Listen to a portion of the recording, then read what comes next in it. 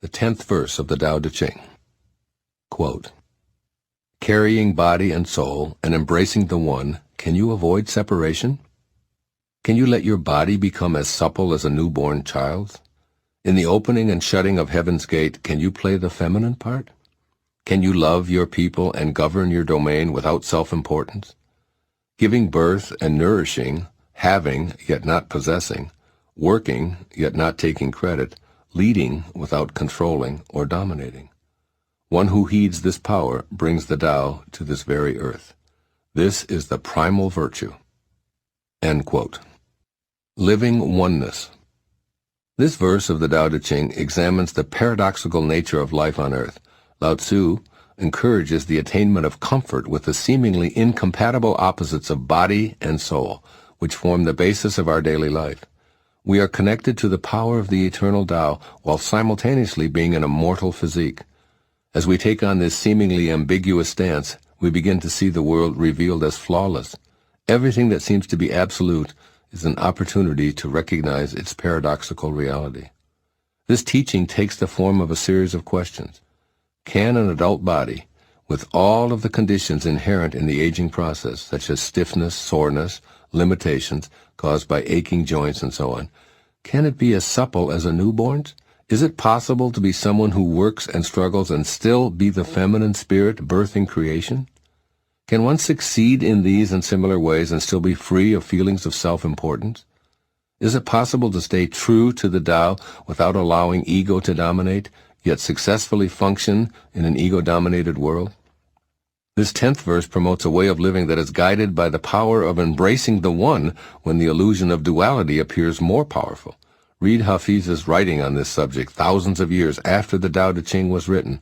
Quote, only that illumined One, who keeps seducing the formless into form, had the charm to win my heart. Only a perfect One, who is always laughing at the word two, can make you know of love. End quote. Our origin cannot be split. Yet we're in a world that all too often seems to reject the perfect oneness that is the Tao. We can personally live the Tao by suspending our belief in opposites and reactivating our awareness of its unity. That is, we can surrender ego and be in this world without being of it. This is my interpretation of Lao Tzu's advice from his 2,500-year-old perspective. First, embrace oneness by seeing yourself in everyone you encounter.